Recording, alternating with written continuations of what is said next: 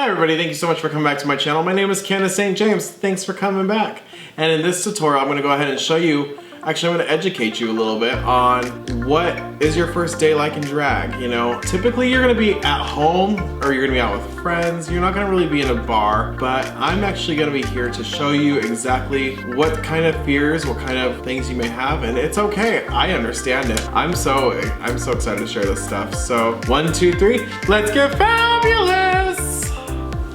So typically in drag, being your first day, I am actually, you know, it can be fearful. You know, I know when I was thinking about doing drag, it was a very fearful thing. I thought it was really cool actually, but I didn't know how people would take me because we live in a very homophobic society. You know, for me, I was super scared of what people would think. How would my parents judge me? You know, you might have anxiety of if your family will accept you. I am understanding of that. To be honest, I will say that when I first started drag, my parents actually thought that it was because I was watching RuPaul too much, and they actually blocked him off of my TV channels, so I could not watch RuPaul as long as I lived at my parents' house. I still think to this day my whole channel might be blocked. I'm not sure, but you know, they were understanding of it as far as like a Halloween thing, like, but that was it. They didn't understand me completely, and I was okay with that. You know,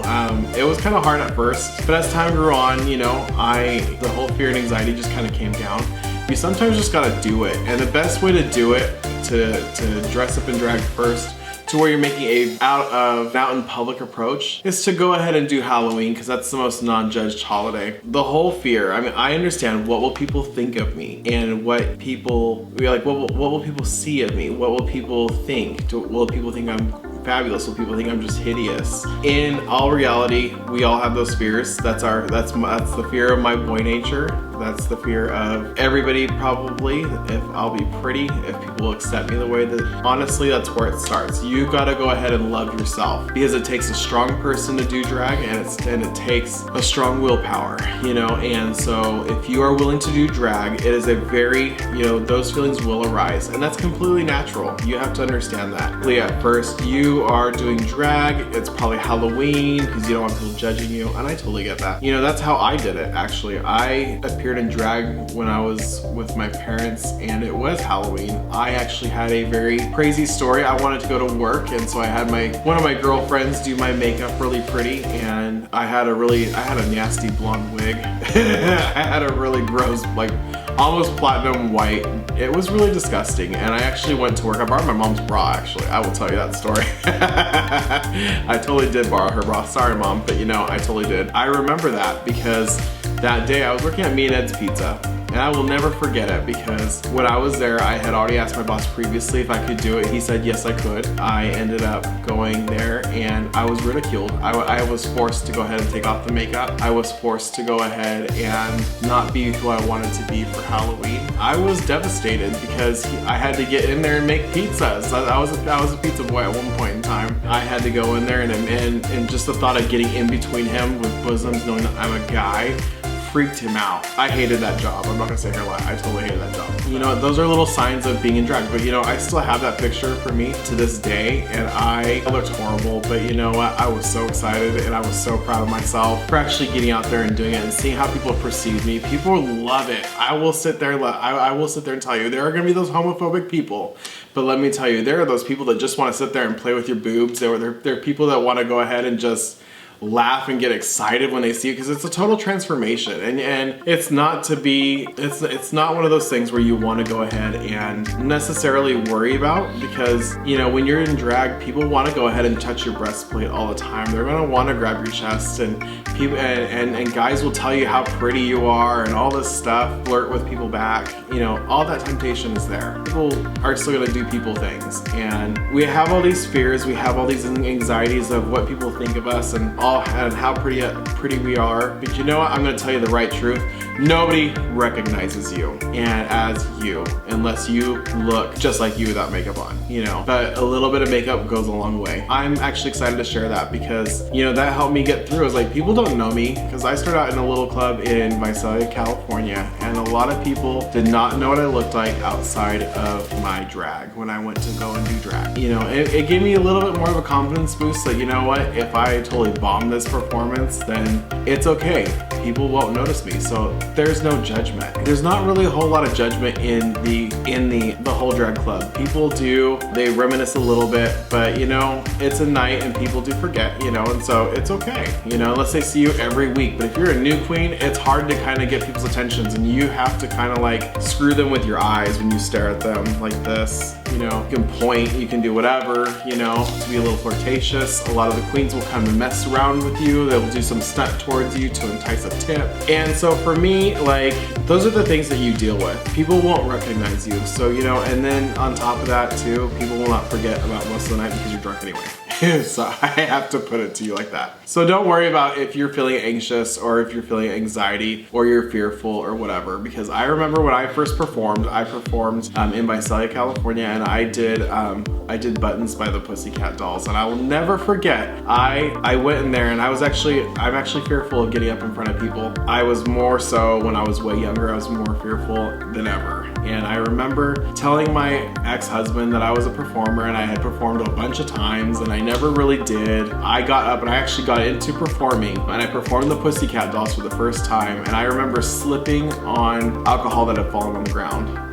But heels definitely go and they are not slip proof. And so any water on the ground, anything like that, it'll cause you to slip and fall. And so I just slipped. That's all it was. I learned from that, and as I performed, I got better and better. And you know, that's okay. You don't have to sit there. And I totally went, I went later that day and I was like, oh my gosh, I totally bombed that performance. But you know what? People loved it. People loved it. I actually made the most tips. I made the most tips in that at that time than I had ever made, you know?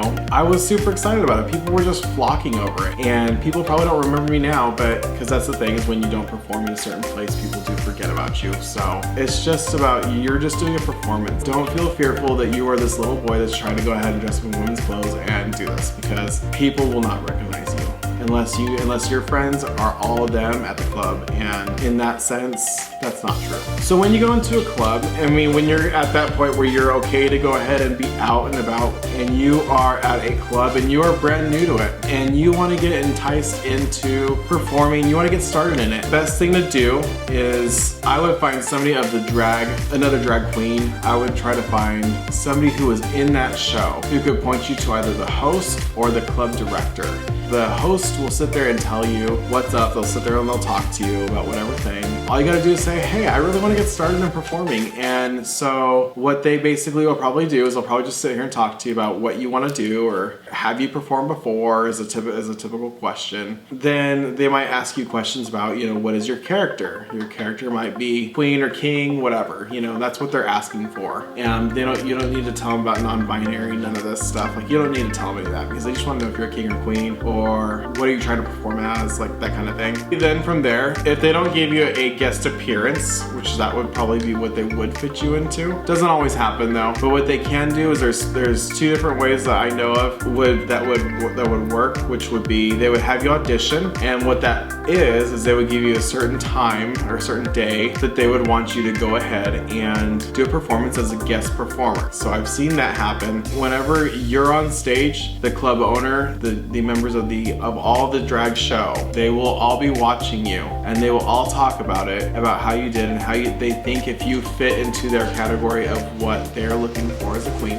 That's the first one. The second one would be like an amateur night, you know? Go to an amateur night, have fun. Nobody's gonna know who you are. They have baby queen shows, you know, and just, you can go ahead and start performing that way. I know right where I am, they have one the first Thursday of every month. That is, people can come in, they get one song, they have a whole month to go ahead and do their thing. It's kind of like a competition, and basically the way that works is for them to be admitted into the cast, they have to go through this amateur night process. There's a winner each night. Whoever wins that one night, they don't perform anymore until the very end, and they have to go to a finale. And so whoever wins the finale round gets into the cast. When you audition, they will probably ask for two separate performances, and then they go ahead and they talk and they see if you are willing to be in the cast, and they will tell you either if it's paid or not. They'll go ahead and they'll see what they can do. They might tell you that it's a yes, or they might tell you it's a no, but they're gonna somehow, if you make it into the cast, you better believe they're gonna announce it publicly that you are in their cast. Another way that they can go ahead and do it is if you are at a baby queen show, what they can go, or an amateur night, I'll say that because it just sounds kind of mean, because you get at amateur nights, you get a little bit of a mix. You get people who have been performing for a long time, you get people who are just starting out. So I don't want to say baby queen because that's just kind of like a little possibly offensive, and I don't want to say that to misconstrue anything. But when you go ahead and you go to an amateur night,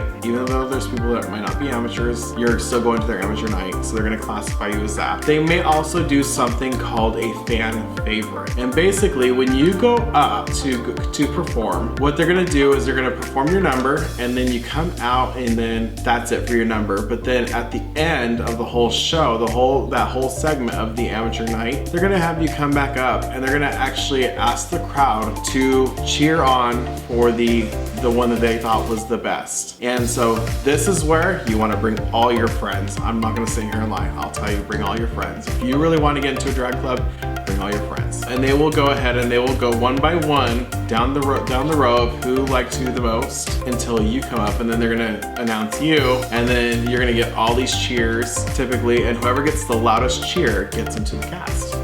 So this is the first day of drag and the first day of drag expectations. I'm just so excited to go ahead and show you what it's like to go and be in a club. What is it like to perform? What is it like to do whatever? What are your fears and anxieties? Because all those will stay. Your anxieties and your fears, they'll stay. I hate to say it like that, but it's something that you gotta work through. I am super excited to say that, like, for me, like, I'm super stoked because I've actually come leaps and bounds, because when I first came to my first amateur night, I didn't realize how much I was paralyzed because of some of the mean things that I've heard along the past by people who I thought were amazing in my life and that meant a lot to me. And so, but you know what, I overcame them. I'm not afraid. I will sit there. You know, I am a thicker girl, and I'm not gonna sit there and lie. I pad myself to be like that, but I'm excited because I've pushed through leaps and bounds. I'm not scared to get up and do a performance. I'm not scared to lose my hair. I'm not scared to do whatever. I'm not scared to fall down. I'm not scared to do nothing. I am trying to go ahead and put that all into you guys. You know, there's just a bunch of different ways to go ahead and get into a club. The best way to get in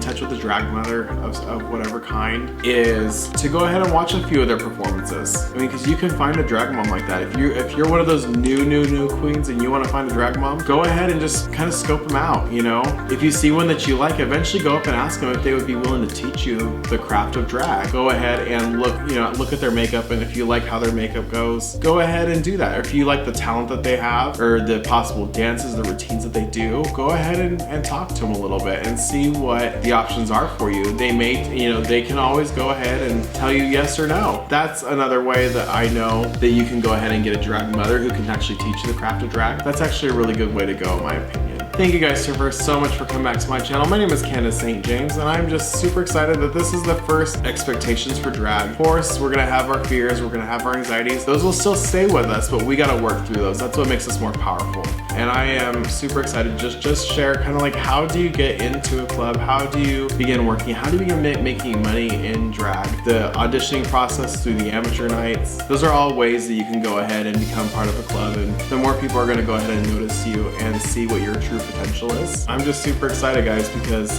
I can't wait to show you. This is the last educational video. I might have some more coming in pretty soon. I'm not really sure. We gotta actually start first, guys. I hate to say it like this, but we gotta first start by making hip pads. And I'm gonna show you how to do it because I just got a drag daughter and I'm super stoked. You'll be seeing her. She's also a bio queen. And it's different from, it's different for cis women, and it's different for drag women, sorry. And so I'm gonna be very honest with you, and I'll tell you exactly how it goes. She's in need of hip pads, and she's a cis woman. So please like, comment, and subscribe, and just come say hi and leave a fresh comment for me. I would be glad to hear from you guys. And just keep staying tuned. Let's get fabulous!